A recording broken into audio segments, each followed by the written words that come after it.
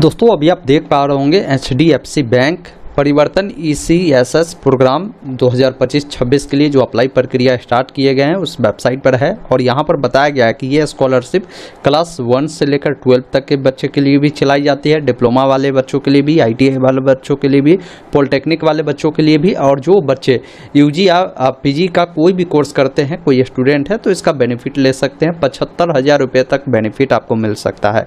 पूरी जानकारी यहाँ पर आपको मिल जाती है कि क्या कुछ पात्रता रखा गया है। जैसे मान लीजिए अगर आप क्लास 1 to 6 में अगर पढ़ाई करते हैं तो उसके लिए एलिजिबिलिटी देखना चाहते हैं तो व्यू डिटेल पर जब क्लिक करेंगे तो यहाँ पर बताया गया है कि अगर कोई बच्चा क्लास अगर 1 से लेकर 12 तक की पढ़ाई करता है या डिप्लोमा या ITI पॉलिटेक्निक कोई भी कोर्स करता है ना, तो उनको इससे पूर्व में, जैसे मान लीजिए आप अभी फिलहाल 11th में हैं तो आप 10वीं कक्षा पास किए होंगे तो 10वीं में आपको 55% मार्क्स होने चाहिए। ग्रेजुएशन कर रहा है तो 12th में आपका 55% मार्क्स जो है होना चाहिए, उतना से आप क्वालिफाई है तो आप फॉर्म को भर पाएंगे।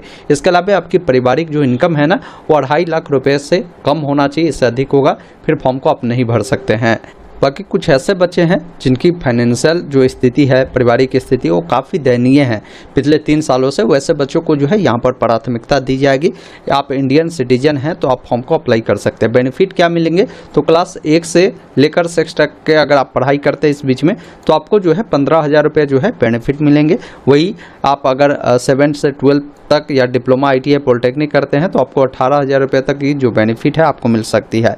उसके अलावा इसमें डॉक्यूमेंट की बात की जाए तो आपकी पासपोर्ट साइज की फ़ोटो होनी चाहिए, प्रीवियस कक्षा का जो मार्कशीट है वो होना चाहिए और आपके पास कोई एक ID कार्ड जैसे Aadhaar card, voter ID card, driving licence, इनमें से कोई होना चाहिए। अभी करेंट में जहाँ भी आप पढ़ाई करते हैं उसका या तो आपके पास फी रिसिप्ट हो या एडमिशन लेटर हो या ID कार्ड हो, बोनाफाइड सर्टिफिकेट हो, वो आप यहाँ पर दे सकते हैं। इसके अलावा पेमेंट लेने के लिए आपको बैंक पासबुक या कैंसिल चेक की जानकारी आप दे सकते हैं। इनकम प्रूफ के लिए आपको इनकम सर्टिफिकेट आपको देने पड़ेंगे, ये ध्यान रखिएगा। तो ये डॉक्यूमेंट है, अगर आपके पास है तो आप इसके लिए अप्लाई कर सकते हैं। अप्लाई का प्रोसेस इन्होंने बता रखा है। बाकी यहाँ पर नीचे आएंगे तो आप और भी कक्षाओं के लिए अगर आप जानकारी जानना चाहते हैं तो आप यहाँ से देख सकते हैं। इन सब के लिए अप्लाई करने का लास्ट डेट 4 सितंबर 2025 तक रखे गए हैं, ये विशेष तौर पर ध्यान रखिएगा। तो बाकी आप डिटेल यहाँ से आप देख सकते हैं।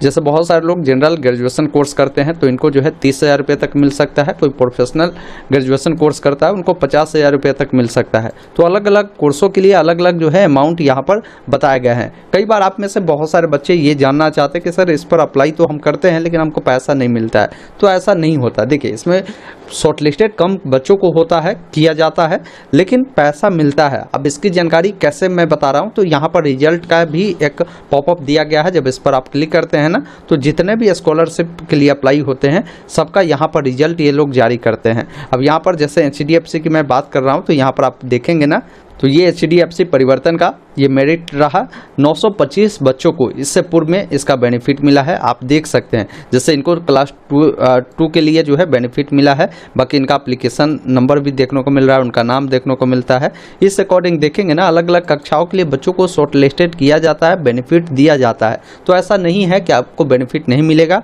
इसलिए फॉर्म को जब भी भरते हैं तो सावधानीपूर्वक फॉर्म को भरिए। मैं सभी चीज़ें आपको बिल्कुल बारीकी से और बिल्कुल डिटेल में बताऊंगा। बस आपको देखना है कि किस कक्षा के लिए आपको अप्लाई करना है। आपको अगर इस सब के लिए करना है तो यहाँ से क्लिक करिए, मैं इसका लिंक दे दूंगा डिस्क्रिप्शन बॉक्स में। अगर आप जनरल पोस्ट ग्रेजुएशन कोर्स करते हैं तो आप यहाँ से अप्लाई कर सकते हैं। अगर आप जो है जनरल पोस्ट ग्रेजुएशन कोर्स करते हैं जो इस प्रकार का कोर्स हो, जैसे BCom हो, BSc हो, BA हो या BCA हो, तो आप यहाँ से अप्लाई कर सकते हैं। तो आपको देखना है कि आप कौन सा कोर्स करते हैं, उसके सामने अप्लाई का लिंक है, आप उस पर क्लिक करेंगे।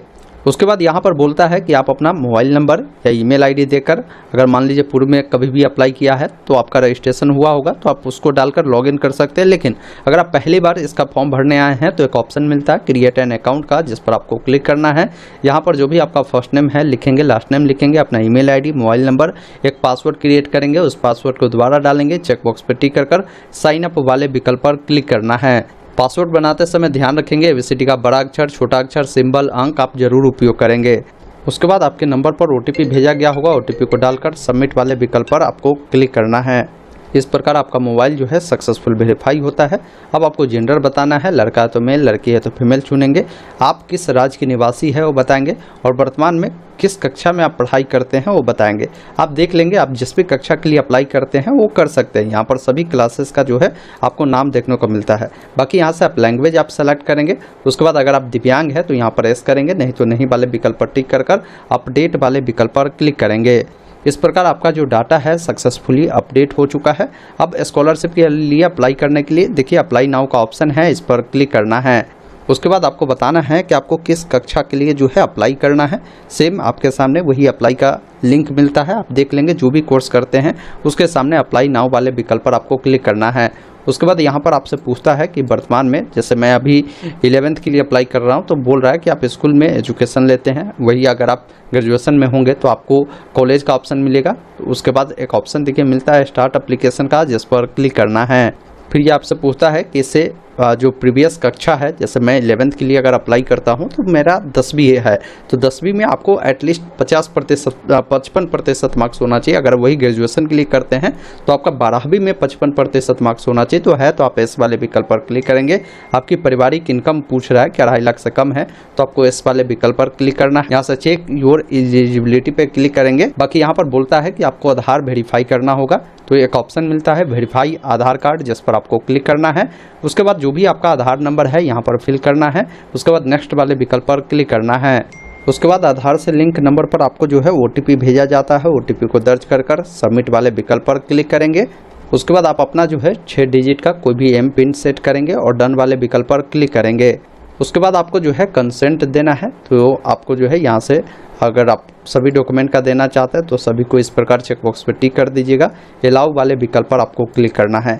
उसके बाद आपका जो डाटा है ये डिजी लॉकर से फैच करता है। उसके बाद यहाँ पर हो सकता है आपने इससे पूर्व में अप्लाई किया होगा तो बताएगा भी कि आपने किस स्कॉलरशिप के लिए अप्लाई किया है। अब यहाँ पर बताएगा कि आपका पहले से भी अकाउंट बना है, आप उस अकाउंट के साथ जाना चाहते हैं तो उसको चुनें, या नया अकाउंट के साथ जाना चाहते हैं तो उसको सेलेक्ट कर सबमिट वाले विकल्प पर क्लिक करेंगे। आपका जो भी डाटा है यहाँ पर आधार के अकॉर्डिंग ये लोग फैच करता है वो देखने को मिलता है। इसमें कुछ अपडेट करना चाहते हैं तो अपडेट कर सकते हैं, अन्यथा एक ऑप्शन मिलता है प्रोसीड एंड अपडेट का, जिस पर आपको क्लिक करना है। उसके बाद एक ऑप्शन मिलता है प्रोसीड टू एप्लीकेशन का, जिस पर क्लिक करना है। इस प्रकार आपका जो आधार डिटेल है वो सक्सेसफुल वेरीफाई हुआ। ओके वाले विकल्प पर क्लिक करें। बाकी यहाँ पर आपका बहुत सारी जानकारी जो है ऑटोमेटिक फैच कर लेता है।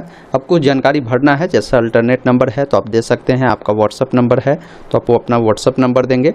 जो भी डेट ऑफ बर्थ है देखने को मिलता है, आप किस कैटेगरी से बिलोंग करते हैं अपना कैटेगरी यहाँ से सेलेक्ट करेंगे। फिर जो आपका पारिवारिक इनकम है साल का वो कितना है वो आपको बताना है। अगर दिव्यांग है तो आप इसमें वो जानकारी देंगे। फिर पूछता है आपके पेरेंट का क्या स्टेटस है। मान लीजिए आपके माता पिता दोनों लाइव है तो बोथ पेरेंट लाइव चुनेंगे। अगर आपके माता पिता में से किसी एक की मृत्यु हो चुकी है तो आप सिंगल पेरेंट लाइव को चुनेंगे। अगर आपके माता पिता है ही नहीं तो यहाँ पर ऑर्फन ये ऑप्शन आप सेलेक्ट करेंगे। उसके बाद यहाँ पर पूछता है, अब यहाँ पर नंबर ऑफ सिबलिंग पूछ रहा है, मतलब कितने भाई बहन हैं वो जानकारी आपको बताना है। फिर आपको नीचे आना है, जो भी आपका परमानेंट एड्रेस होगा वो एड्रेस आप प्रॉपर लिखेंगे। वैसे आधार से ये लोग फैच करता है तो बहुत सारा एड्रेस आपको देखने को मिलेगा, लेकिन अगर गलत है तो आप अपना एड्रेस सही लिखेंगे। फिर हाउस टाइप बताएंगे कि ये जो एड्रेस है ये आपका अपना प्रॉपर एड्रेस है, ऑनर है यहाँ का। अगर मान लीजिए इस एड्रेस पर आप एक रेंटेड के रूप में रहते हैं तो रेंटेड भी आप सेलेक्ट कर सकते हैं। उसके बाद नीचे आएंगे, ये परमानेंट एड्रेस है। करस्पॉन्डेंस एड्रेस का मतलब होता है कि अभी वर्तमान में जहाँ रह रहा है वो एड्रेस बताएंगे। अगर ये दोनों समान है तो इस चेकबॉक्स पर टिक करेंगे, दोनों फिल होगा। अलग अलग है तो अलग अलग जानकारी को फिल कर सेव एंड कंटिन्यू पर क्लिक करना है। उसके बाद अगर आपका एज अगर कम होगा तो बताएगा कि आप माइनर है, तो ऐसे स्थिति में आपको जो है एक OTP जाता है। आप कंटिन्यू फिलिंग फॉर्म पर क्लिक करेंगे तो इस प्रकार आपका जो है ये स्टूडेंट पर्सनल डिटेल सेव होता है। अब आपको क्लास की जानकारी देनी है, जैसे प्रेजेंट में आप किस क्लास में हैं वो चीज़ें आप यहाँ से सेलेक्ट करेंगे। जैसे मैं अभी 11th में पढ़ाई कर रहा हूँ तो 11 चुना। आप जो भी कक्षा में हैं साथियों उसको चयन करेंगे। उसके बाद यहाँ पर वो क्लास का ऑप्शन आएगा, उस पर जब टिक करेंगे तो उस क्लास से जुड़ी जो जानकारी है आपके पास वो आप देंगे। जैसे वर्तमान में 11th में ये बच्चा पढ़ रहा है तो 11th में किस बोर्ड से ये पढ़ाई कर रहा है, बोर्ड का नाम चुनेगा। क्या इनका स्ट्रीम है, स्ट्रीम आप यहाँ से सेलेक्ट करेंगे। उसके बाद नीचे आएंगे तो बताएंगे कि ये जो आपका ये कॉलेज या स्कूल है या सरकारी है या प्राइवेट है, वो चीज़ें आप बताएंगे। बाकी जो भी आपका स्कूल या कॉलेज है उसका जो भी प्रिंसिपल है उसका क्या नाम है आपको बताना है। वो कॉलेज या स्कूल आपके किस राज्य में है वो बताना है, किस ज़िले में वो पड़ता है वो बताना है। स्कूल या कॉलेज का क्या नाम है, कॉलेज का या ये स्कूल का जो ईमेल आईडी है देंगे, जो मोबाइल नंबर है वो आपको देना है। बाकी आपको बताना है कि आपका एकेडमिक ईयर कौन सा है, किस ईयर में आपने जो है वहाँ एडमिशन लिया है वो आपको बताना है। उसके बाद आपको मोड बताना है, ये रेगुलर यानी फुल टाइम या पार्ट टाइम में कर रहे हैं। उसके बाद बताना है कि आप जो स्टडी करते हैं वो किस प्रकार करते हैं, घर से आ जाकर या आप डिस्टेंस मोड से करते हैं या हॉस्टल में रह कर करते हैं, वो चीज़ें आप बताएंगे। बाकी बताना है कि जो 11वीं कक्षा है, आप जो भी कक्षा के लिए अप्लाई करते हैं वो कब पास करेंगे वो चीज़ें आप बताएंगे। उसके बाद एक ऑप्शन सेव का मिलता है जिस पर क्लिक करना है। इस प्रकार आपका ये डिटेल सेव हुआ। अब यहाँ पर क्या है ना कि जो प्रीवियस कक्षा आपने पढ़ाई किया था उसकी जानकारी देनी है। अब जैसे ये बच्चा 11th में है तो इससे पहले इन्होंने 10वीं पास किया है, तो आप बताएंगे कि किस बोर्ड से आपने पास आउट किया है, आपका जो स्कूल था वो सरकारी था या प्राइवेट था वो आपको बताना है। आप किस राज्य से 10वीं पढ़ाई किया था, किस स्टेट से आपने किया था, क्या आपका स्कूल का नाम था, मोड क्या था आपका वो बताएंगे, स्टडी का क्या मोड था आपका वो बताएंगे। उसके बाद कब आपने जो है इससे पास आउट किया है वो चीज़ें आपको यहाँ पर बताने की ज़रूरत होगी। उसके बाद नीचे आएंगे, जो भी रोल नंबर है आपका वो आपको देना है, जो नंबर आपको मिला था परसेंटेज या CGPA में था वो बताएंगे, कितने नंबर आपको मिले थे वो जानकारी बताएंगे, कुल कितने का एग्ज़ाम हुआ था वो जानकारी बताएंगे, तो आपका परसेंटेज आ जाएगा। उसके बाद यहाँ से सेव वाले विकल्प पर क्लिक करेंगे। ये डिटेल भी आप देखेंगे ना आपका सेव हुआ। अब फैमिली मेंबर डिटेल में आप आते हैं, यहाँ पर ऐड फैमिली पर क्लिक करेंगे तो फैमिली में जिनका भी आप नाम देते हैं पहले रिलेशन देख लीजिए, क्या फादर का दे रहा है या मदर का दे रहा है, तो उसको सेलेक्ट कर जैसे फादर मैं चुना तो फादर का नाम, मोबाइल नंबर, उनका एनुअल इनकम डालेंगे, कहाँ तक वो पढ़े हैं वो जानकारी आप यहाँ पर बताएंगे। जहाँ तक भी आपके पेरेंट पढ़े होंगे वो चीज़ें आप बता सकते हैं। क्या करते हैं आपके पिताजी वो चीज़ें आप यहाँ पर बताएंगे। जैसे इनमें देखेंगे ना काफ़ी सारे ऑप्शन दिए गए हैं, जो करते हैं वो बताकर यहाँ से सेव करेंगे। तो ये जानकारी आपका ऐड हुआ। अगर आप चाहते हैं और लोगों को ऐड करना, जैसे आप माता जी को भी ऐड करना चाहते हैं तो ऐड कर सकते हैं, नहीं तो आप एक व्यक्ति को भी ऐड कर दिए। तो यहाँ से 7 कंटिन्यू पर आप क्लिक करेंगे तो अब देखेंगे ना अगले स्टेप में आते हैं जहाँ पर डॉक्यूमेंट अपलोड करना है। अब जो भी आपका पासपोर्ट साइज का फ़ोटो है ना वो आपको अपलोड करना है। ये 20 KB मिनिमम और मैक्सिमम 2 MB तक होगा। फ़ोटो अपलोड करने के लिए ब्राउज पर आपको क्लिक करना है, चूज फाइल पर क्लिक करेंगे, जहाँ भी फ़ोटो होगा उसको आप डालेंगे। अगर आप इसको रिसेलेक्ट करना चाहते तो कर सकते हैं, अन्यथा अपलोड फाइल पर क्लिक करेंगे तो आपका फ़ोटो अपलोड हो गया। इस प्रकार ग्रीन टिक आ गया। अब देखिए यहाँ पर जो भी आपके ID कार्ड है, ID कार्ड में आगे पीछे दोनों को क्या करेंगे ना कि इसको एक PDF आप बना लीजिएगा। PDF फॉर्मेट में भी ये अपलोड हो जाएगा। उसको यहाँ से चूज फाइल पर जाकर यहाँ से फाइल को चूज करें, फिर उसको अपलोड करेंगे। ये अपलोड हो गया।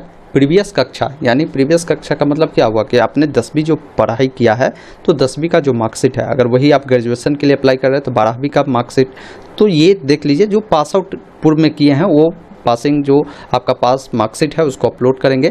करेंट में जहाँ भी एडमिशन लिए हैं उसका प्रूफ के लिए जो भी आपके पास हो, एडमिशन रिसिप्ट हो या आपके पास ID कार्ड हो, बोनाफाइड हो, उसको अपलोड करेंगे। फिर यहाँ पर बोल रहा है कि लेटेस्ट स्कूल या कॉलेज का जो फी रिसिप्ट है उसको यहाँ पर अपलोड कीजिए। पारिवारिक इनकम जो आपने बताया है तो इनकम सर्टिफिकेट दीजिए। बैंक पासबुक आपको देना है। अगर आप जो है किसी संकट से जूझ रहे हैं या आपके परिवार के कोई लोग हैं तो उसका प्रूफ भी आप दे सकते हैं। उसके बाद आपका घर का जो भी फ़ोटो है आप उसको अपलोड करेंगे। अगर कोई ट्रांसजेंडर है तो उसका सर्टिफिकेट दे सकते हैं, अन्यथा छोड़ सकते हैं। 7 कंटिन्यू पर क्लिक करना है। इस प्रकार आपका डॉक्यूमेंट भी सक्सेसफुल अपलोड हो चुका है।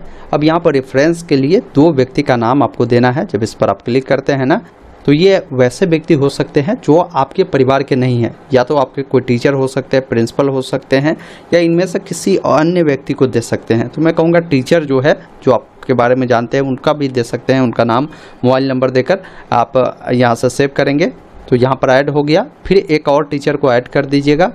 तो मैंने एक टीचर और एक प्रिंसिपल को ऐड कर दिया। इस अकॉर्डिंग ऐड कर इसको 7 कंटिन्यू पे क्लिक करेंगे तो ये डिटेल भी आप देखेंगे ना आपका सेव हो गया। अब आपको क्या है ना कि बैंक की डिटेल देनी है, क्योंकि जो पेमेंट मिलेगा ना उसके लिए आपको एक डिटेल देना होगा। ऐड बैंक पर क्लिक करेंगे तो बैंक अकाउंट किनके नाम से उनका नाम लिखेंगे और जो भी अकाउंट नंबर है देंगे, IFSC कोड देंगे, बैंक का नाम डालेंगे, साथ में ब्रांच नेम डालेंगे और इसको यहाँ से सेव करेंगे। ये डिटेल भी आपका ऐड हो चुका है। अब यहाँ पर जो है अपने बारे में कुछ बताना है। जब इस पर आप क्लिक करते हैं तो पूछता है आपसे कि आप अपने या और अपने परिवार के बारे में बताएं। तो आप जिस भी लैंग्वेज में कंफर्ट है उस लैंग्वेज में अपने बारे में कि मेरा नाम ये है, मेरे पिताजी का नाम ये है, मेरा पिताजी ये काम करते हैं, आप बता सकते हैं। जैसे किसी को इंट्रोडक्शन देते हैं ना, उस अकॉर्डिंग। फिर यहाँ पर पूछ रहा है कि आपके मान लीजिए फैमिली में या आप कोई ऐसे संकट या कोई ऐसे चीज़ों से, बीमारी से जूझ रहे हैं तो उसके बारे में बता सकते हैं। जैसे हो सकता है कोई भी आपकी सिचुएशन इस प्रकार का है तो बताया, नहीं तो एनए चुन सकते हैं, इस प्रकार का कुछ नहीं है तो। बाकी यहाँ पर पूछता है यदि आप एनए चुने हैं तो यहाँ पर भी आप लिख सकते हैं, कुछ नहीं है तो एनए आप लिख दीजिए। फिर नीचे आना है तो वही है, किसी का कोई बीमारी है तो उससे आपने प्रभावित कितना हुआ है तो उसके बारे में बताया। अगर नहीं है तो नॉट अप्लीकेबल आप बता सकते हैं। तो ये मुख्य रूप से उनके लिए है जिनके परिवार में कोई बीमार है या आप खुद है तो बता सकते हैं। अगर मान लीजिए कोई बीमारी है ही नहीं आपके किसी को, तो यहाँ पर वो पूछ रहा है कि कब बीमारी हुआ, वो उसके बारे में बताए। नहीं है तो आप नॉट एनए चुने। फिर बोलता है कि इस संकट को निपटाने के लिए कोई आपको हेल्प मिला तो उसके बारे में बताएं, नहीं तो नॉट एप्लीकेबल चुने। तो आप अपने अकॉर्डिंग क्या है ना कि यहाँ पर जानकारी को फिल कर सकते हैं। एनए अगर चुने हैं तो आप यहाँ पर एनए लिख दीजिए। नीचे आएंगे आप जो है चिकित्सा या बीमारी के बारे में आप लिख सकते हैं, इस प्रकार का है तो। फिर यहाँ पर पूछता है कि इस स्कॉलरशिप के बारे में कैसे आपको पता चला, तो सोशल मीडिया से चला तो आप सोशल मीडिया लिख दीजिए। यदि आपको अन्य कोई सरकारी या प्राइवेट स्कॉलरशिप का लाभ मिला है तो उसके बारे में लिख सकते हैं, नहीं मिला है तो आप लिख सकते हैं नो। फिर नीचे आएंगे तो बोल रहा है कि यदि आपका सिलेक्शन होता है तो हम लोग फिजिकल वेरिफिकेशन करेंगे, डॉक्यूमेंट देखेंगे, तो उससे एग्री है तो आप एग्री करिए। उसके बाद नीचे आएंगे, फिजिकल वेरिफिकेशन के लिए आप अपना एड्रेस बताना चाहे तो अपना प्रॉपर एड्रेस आप यहाँ पर बताएंगे। यदि आपने किसी मेंटरशिप में भाग लिया है तो आप बताएं, नहीं तो नो करें। उसके बाद सेव एंड कंटिन्यू पर क्लिक करें। इस प्रकार ये डिटेल आपका सेव हुआ। ओके वाले विकल्प पर आपको क्लिक करना है, नीचे आना है। यहाँ पर जो है आपको सभी टर्म एंड कंडीशन को जो है इस प्रकार एक्सेप्ट करना है। उसके बाद प्रीव्यू वाले विकल्प पर क्लिक करना है। उसके बाद बोलता है कि आपको एक OTP मिला होगा। आप यहाँ से क्या करेंगे, कंफर्म वाले विकल्प पर क्लिक करेंगे और बताएगा भी कि OTP आपके फादर के नंबर पर किया होगा क्योंकि ये माइनर है। आप ओके वाले विकल्प पर क्लिक करें। उसके बाद आपके सामने प्रीव्यू सेक्शन आता है। इसमें आपने जो भी जानकारी भरा है उन तमाम जानकारी को देखें। कहीं भी कुछ गलती है तो एडिट एप्लीकेशन फॉर्म पर क्लिक कर सुधार करें। जानकारी सही है तो सबमिट वाले विकल्प पर क्लिक करना है। उसके बाद प्रीव्यू देखने के बाद फॉर्म को सबमिट करेंगे। फॉर्म आपका सफलतापूर्वक सबमिट हो जाएगा। बाकी आप इससे संबंधित अगर आपके मन में जो डाउट है, इनके पोर्टल पर आएंगे ना तो यहाँ पर बताया भी गया है कि इसमें जो है जैसे FAQ देखेंगे, सिलेक्शन प्रोसीजर को लेकर आपके मन में डाउट रहते हैं कि कैसे सिलेक्शन प्रोसीजर होगा। तो देखिए इसमें सिलेक्शन प्रोसीजर क्या होता है कि अभी जब आप ऑनलाइन अप्लाई करते हैं, ऑनलाइन अप्लाई करने के बाद ये लोग आपके आवेदन को देखते हैं। आवेदन में जो आपने जानकारी दिया है, साथ में आपके फैमिली की जो जानकारी दिया है, अगर आपने कोई बीमारी से संबंधित जानकारी दिया है, तो इन सब के आधार पर ये लोग जो है आवेदन को शॉर्टलिस्टेड करते हैं। शॉर्टलिस्टेड कैंडिडेट को क्या है ना कि ये लोग इंटरव्यू लेते हैं। इंटरव्यू के बाद आपसे डॉक्यूमेंट वेरिफिकेशन किया जाता है। फिर जाकर ये लोग फाइनल जो एक लिस्ट है वो जारी करता है और फाइनल लिस्ट में जिन बच्चों का नाम आता है उनको इसका जो बेनिफिट है वो मिल जाता है। तो ये सारा लिस्ट इसी वेबसाइट पर आता है। मैंने बताया है कि रिजल्ट वाले सेक्शन में जो भी रिजल्ट आता है ना तो यहाँ पर बता दिया जाता है कि कितने बच्चों को शॉर्टलिस्टेड किया गया है। आप उस पर क्लिक कर उसका नाम भी मिलता है, सारा डिटेल मिलता है। वो चीज़ें आप यहाँ से आसानी से देख सकते हैं।